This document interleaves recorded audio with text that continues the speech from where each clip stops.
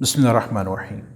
السلام علیکم ناظرین، آپ دیکھ رہے ہیں نیوز ٹوڈے اور میں ہوں افتخار۔ ناظرین، آج ہے 2 نومبر اور دن ہے سنڈے کا۔ آج آپ سے یہ پہلا انٹریکشن ہے۔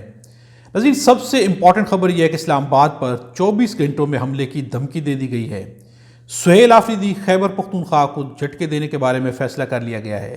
مراد سعید کی گرفتاری کی خبریں بھی منظر عام پر آ گئی ہیں۔ کچھ اعلانات کیے گئے ہیں، کچھ اقرارنامے بھی سامنے آ گئے ہیں۔ بہت کچھ ہے جو آج کی ویڈیو میں جس پر ڈیٹیل میں بات کریں گے۔ ویڈیو مکمل دیکھیے گا۔ چینل پر نئے تو سبسکرائب کر لیں، کمنٹس بھی ضرور کیا کریں۔ ناظرین، اس وقت سب سے امپورٹنٹ خبر جو خیبر پختونخوا میں گردش کر رہی ہے وہ خبر ہے مراد سعید کی گرفتاری کے بارے میں۔ مراد سعید کی گرفتاری کے بارے میں کل سے خبریں چل رہی ہیں۔ اس کی حقیقت کیا ہے؟ سب سے پہلی خبر جو ہے کامران علی، ایک جرنلسٹ ہے، ان کی جانب سے آئی۔ مراد سعید کی گرفتاری کی خبریں زیر گردش ہیں اور انہوں نے خود فیس بک پر اپنا تبصرہ بھی دیا۔ فی الحال کوئی تصدیق یا تردید نہ ہو سکی، مجھے تو ماضی کی طرح افواہ لگ رہی ہے۔ ناظرین، کل سے یہ خبر چلی کہ مراد سعید کو گرفتار کر لیا گیا ہے۔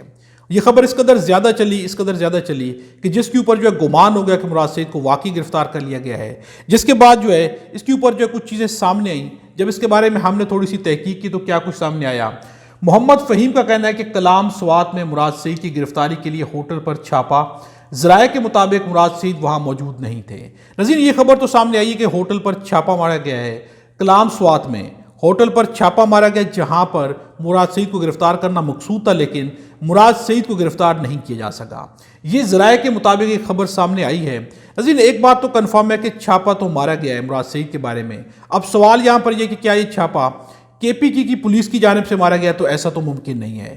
یقیناً جن کی جانب سے یہ چھاپا مارا گیا ہے وہ بات سب کے سامنے ہے۔ نام نہ بھی لیا جائے تو نام بہت یہاں ہے کہ کن کی جانب سے یہ چھاپا مارا گیا ہوگا، لیکن اب تک جو ہے کوئی بھی کنفرم خبر سامنے نہیں آئی۔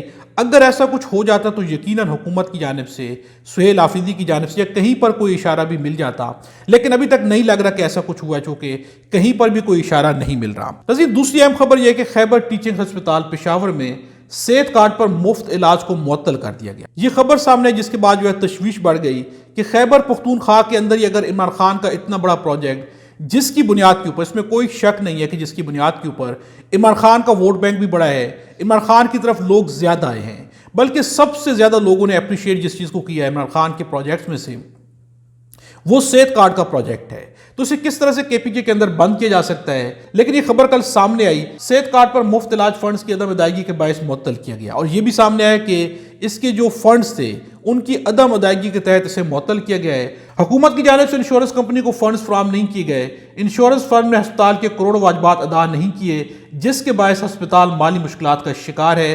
یہ ہسپتال کی انتظامیہ کی جانب سے کلیم کیا گیا ہے، جس کے بعد سہیل آفریدی آنن فانن ہاسپٹل پہنچے، ان کی ویڈیو بھی سامنے ہے، اور ہاسپٹل پہنچ کر وہاں پر انہوں نے جو ہے ایکشن لیا، وہاں پر جو ہے ساری جانچ پڑتال کی گئی، وہاں پر یہ بھی دیکھا گیا کہ صحت کارڈ کو کیوں معطل کیا گیا ہے۔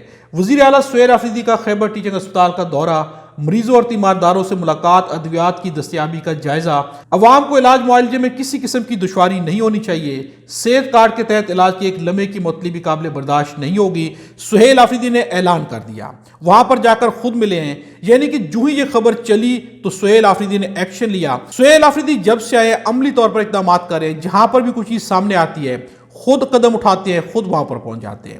ناظرین، یہاں پر ایک تنقید بھی کی جا رہی ہے کہ مریم نواز بھی ہاسپٹلز کے دورے کرتی رہی، تو وہاں پر تنقید کی گئی کہ وہ خود کیوں جاتی ہے، بلکہ وہاں پر ان کا جانا نہیں بنتا، وہ کسی اور کی ڈیوٹی لگا کر وہاں پر انہیں بھیج سکتی ہیں۔ تو یہاں پر سہیل آفریدی کے بارے میں بھی تنقید ہو رہی ہے کہ یہ خود ہاسپٹل کیوں جا رہے ہیں۔ اس پر تنقید بن سکتی ہے، جب مریم نواز پر تنقید ہو رہی ہے تو سہیل آفریدی پر بھی تنقید بننی چاہیے، انہیں بھی خود جانے کی بجائے یا ایک سسٹم، ایک نظام ایسا بنا دینا چاہیے کہ اگر کوئی ایسی چیز ہوتی ہے تو وہ سسٹم اور نظام اس کو دیکھ لے، کیونکہ CM کے کام اس سے اور کہیں زیادہ بڑے ہو سکتے ہیں۔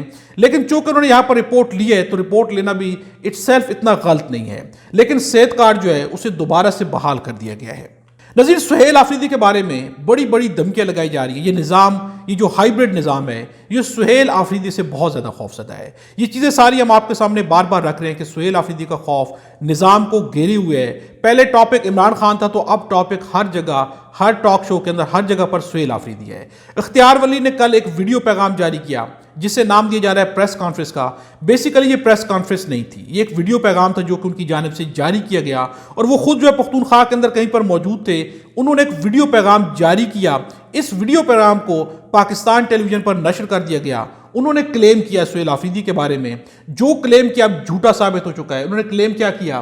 سہیل آفریدی میں تمہیں بتانا چاہتا ہوں کہ تمہاری یہ جو ویڈیوز ہیں یہ کنسیکوینشل ہیں، آپ اپنے وکلا سے مشورہ کر لیں کہ اس کے کنسیکوینسز کیا کیا ہو سکتے ہیں۔ اختیار ولی کی وزیر اعلیٰ سہیل آفریدی کے مختلف احتجاج کی ویڈیوز کو 9 مئی واقعات اور کور کمانڈر کے گھر کے باہر احتجاج سے جوڑ کر دھمکیاں دی گئی ہیں۔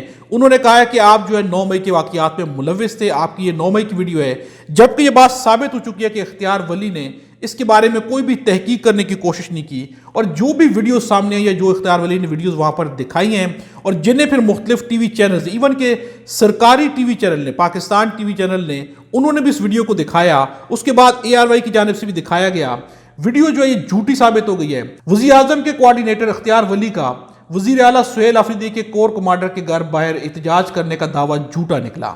اختیار ولی نے سہیل آفریدی کی جو ویڈیو چلائی وہ مارچ 2023 زمان پار کی نکلی، جو سہیل آفریدی کے اکاؤنٹ پر اب بھی موجود ہے۔ سہیل آفریدی اپنے اکاؤنٹ پر یہ ویڈیو پبلش کر چکے ہیں جو کہ 2023 کی اور مارچ کی ہے، جبکہ جو ہے 9 مئی کے اندر جا کر ہوا، یہ اس سے 2 مہینے پہلے کی ویڈیو ہے، اور یہ کلیم جو ہے جھوٹا ثابت ہو گیا۔ اب یہاں پر سوال تو یہ بھی بنتا ہے کہ جن ٹیلی ویژن نے یہ فیک نیوز یا جھوٹی خبر چلائی ہے، کیا ان کے خلاف بھی پیکا ایکٹ کے تحت کوئی کارروائی کی جائے گی، یا اختیار ولی کے خلاف کوئی کارروائی کی جائے گی؟ تو اب نہ تو کوئی کارروائی کی جائے گی، نہ ہی کوئی ایکشن لیا جائے گا، نہ ہی کوئی بیان آئے گا، یہ بات جو ہے بالکل بیٹھ جائے گی۔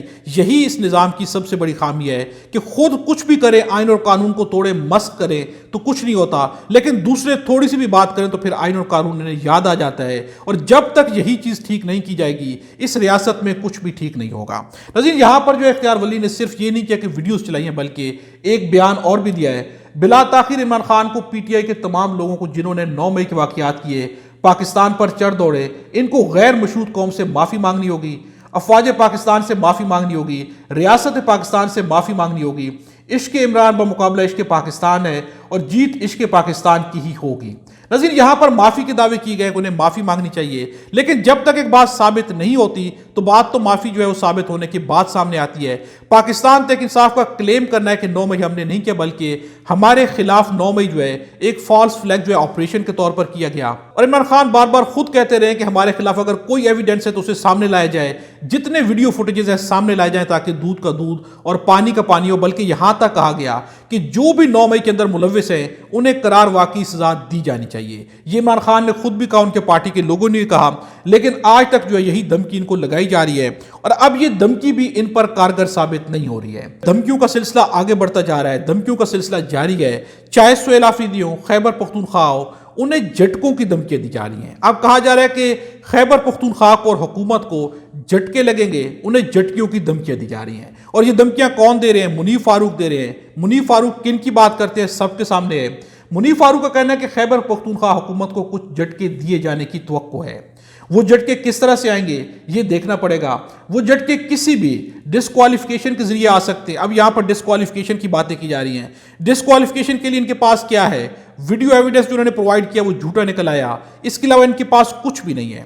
سہیل آفریدی کا خوف ہے، اس پر بھی ہم بات کرتے ہیں، لیکن ان کا بیان جو ہے وہ جھٹکے کسی کی ڈسکوالیفیکیشن کے ذریعے آ سکتے ہیں، کچھ ہو سکتا ہے، لیکن جھٹکے کے اوپر آپ توجہ مرکوز رکھیے گا۔ انہوں نے کہا ہے کہ جھٹکا آپ ذہن میں رکھیے گا، جھٹکے ان کو ضرور دیے جائیں گے۔ یعنی حکومت کے خلاف ابھی بھی ان کے پاس ہے کچھ نہیں، جیسے 9 مئی کے لیے بار بار کہا گیا، عمران خان نے کہا کہ کچھ دکھائیں، لیکن آج تک کچھ نہیں دکھایا جا سکا۔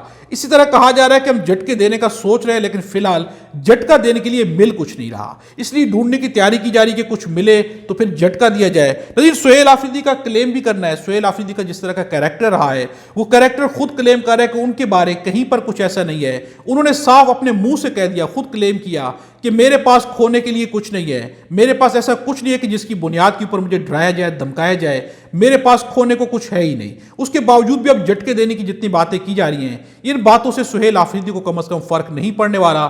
وہ اب تک کے جو حالات ہیں، موجودہ حالات، آج اس ڈیٹ تک سہیل آفریدی 101% جو ہے عمران خان کے ساتھ کھڑے ہوئے ہیں۔ اس سہیل آفریدی کے وزارت اعلیٰ سنبھالنے کے بعد ان کے اندر کوئی بھی تبدیلی نہیں آئی، نہ تو ان کی جارحیت میں تبدیلی آئی ہے، نہ ہی ان کے نظریے میں تبدیلی آئی ہے۔ ناظرین، اسلام آباد پہ 24 گھنٹے میں حملے کی دھمکی دے دی گئی ہے، اعلان کیا گیا ہے، اور یہ اعلان کرنا ہے مولانا فضل الرحمان کی جانب سے۔ مولانا فضل الرحمان کا کہنا ہے کہ ہمیں مجبور نہ کرو کہ ہم پورے ملک سے مارچ کرتے ہوئے اسلام آباد کی طرف روانہ ہو جائیں، ہمیں باہر نکلنے کے لیے ہمیں باہر نکلنے کے لیے کوئی وقت نہیں لگے گا، صرف 24 گھنٹے کے اندر ہم نکل آئیں گے۔ 24 گھنٹے کی دھمکی دے دی گئی ہے کہ آپ جو ہے ہمیں مجبور نہ کریں، نہیں تو ہم اسلام آباد پر چڑھائی کر دیں گے اور ہمیں کوئی وقت نہیں لگنا، چونکہ ہماری تیاری میں کوئی وقت نہیں لگتا، صرف 24 گھنٹے کے اندر ہم اسلام آباد پہنچ جائیں گے۔ اور یہ بڑی دھمکی ہے۔ مولانا فضل الرحمان اس وقت دھمکیاں کیوں دے رہے ہیں؟ یقیناً اس کے پیچھے ان کے اپنے مفادات ہیں۔ اس وقت ان سے کچھ غلطیاں ہو چکی ہیں جو انہیں اندازہ ہو چکا ہے کہ وہ بہت بڑی غلطی 26ویں آئینی ترمیم میں کر چکے ہیں اور مخصوص نشستیں لے کر بھی بہت بڑی غلطی کر بیٹھے ہیں، جس کے بعد انہیں اندازہ ہو گیا کہ ان کی ویلیو ختم ہو رہی ہے۔ اپنی ویلیو بڑھانے کے لیے بڑی بڑی دھمکیاں دی جا رہی ہیں۔ لیکن ناظرین، دوسری جانب ایک اقرار نامہ بھی سامنے آیا ہے۔ یہ اقرار نامہ جو ہے، یہ اقرار نامہ بہت کچھ کہہ رہا ہے۔ اقرار نامہ ایک امام مسجد کی جانب سے سامنے آیا ہے۔ میں مسجد کے پلیٹ فارم سے کسی قسم کی مذہبی منافرت، فرقہ وارانہ یا اشتعال انگیز تقریر بیان نہیں کروں گا۔ میں کسی بھی قسم کی حکومت پاکستان، ریاستی اداروں یا قومی قیادت کے خلاف تقریر بیان نہیں دوں گا۔ یہ 3 چیزیں یہاں پر بیان کی گئی ہیں۔ مسجد کا لاؤڈ سپیکر صرف اذان، خطبہ جمعہ اور انتظامی اعلانات کے لیے استعمال کیا جائے گا۔ میں مسجد کو امن و رواداری اور باہمی بھائی چارے کے فروغ کا مرکز بناؤں گا۔ مسجد کے پلیٹ فارم سے کسی سیاسی سرگرمی یا جماعتی تشہیر میں حصہ نہیں لوں گا۔ میں مسجد میں نفرت انگیز یا فرقہ وارانہ مواد کی تقسیم یا نمائش کی اجازت نہیں دوں گا۔ میں ضلع و تحصیل انتظامیہ، پولیس اور محکمہ اوقاف کے تمام احکامات پر عمل درآمد کا پابند ہوں گا۔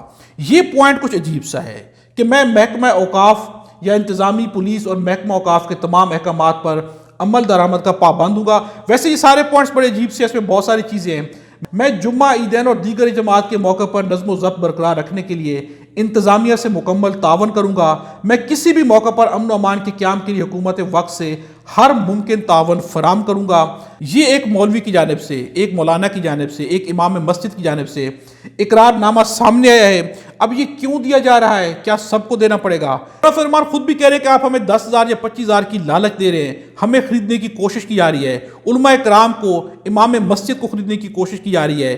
اس طرح کی خرید و فروخت کو بند کیا جائے۔ حکومت کی جانب سے یہ سب کچھ کیا سامنے آ رہا ہے؟ یقیناً حیرت انگیز ہے۔ خوف جو ہے اس وقت بہت زیادہ ہے۔ خوف اس وقت آفریدی کا بھی بہت زیادہ گھیرے ہوئے ہے۔ جو کچھ واقعات پیش آئے ہیں اور جو کچھ خصوصاً ٹی ایل پی کے ساتھ کیا گیا، اس کے بعد خوف و خدشات بڑھ گئے ہیں۔ حکومتوں کے اندر بھی خوف پایا جاتا ہے۔ ناظرین، ٹرمپ نے بھی انڈیا کے ساتھ معاہدہ کر لیا، جس کے بعد ہماری حکومت بھی پریشان ہے، ہمارے پرائم منسٹر بھی یقیناً پریشان ہوں گے۔ ان کی تعریفیں کی گئی، بہت کچھ کہا گیا، لیکن آخر میں معاہدہ جا کر انڈیا سے کر لیا گیا ہے۔ اس پر حامد میر کا ایک بیان ہے، آپ جائزہ لینے کے بعد کیا کریں گے یا کیا کر سکتے ہیں؟ کیا ٹرمپ کو دوسری دفعہ نوبل انعام کے لیے نامزد کرنے کا اعلان واپس لے لیں گے؟ اب سوال یہ ہے کہ اگر ڈونلڈ ٹرمپ نے دھوکہ دے دیا ہے تو کیا ہمیں انہیں نوبل پرائز کے لیے اب بھی ان کو ہم نومینیٹ کریں گے، یا اب ہمیں جو ہے اپنی جو یہ خواہش تھی اسے واپس لے لینا چاہیے؟ اور اگر ہم واپس لے لیتے تو یقیناً ٹرمپ کو بھی احساس ہوگا کہ انہوں نے غلطی کی ہے، اور اگر ہم انہیں غلطی کا احساس نہیں دلائیں گے تو یقیناً وہ ایک غلطی نہیں ہوگی، اس کے بعد غلطیوں پہ غلطیاں ہوتی جائیں گی اور تعریفوں کا سلسلہ بھی ہو سکتا ہے کہ بند ہو جائے۔ یہ سارے خدشات بھی اپنی جگہ پر موجود ہیں۔ ناظرین، ویڈیو کے بارے کمنٹس پہ اپنی رائے کا اظہار ضرور کیجیے گا۔ خدا ہم سب کو اور ہمارے وطن پاکستان کو اپنی زبان میں رکھے۔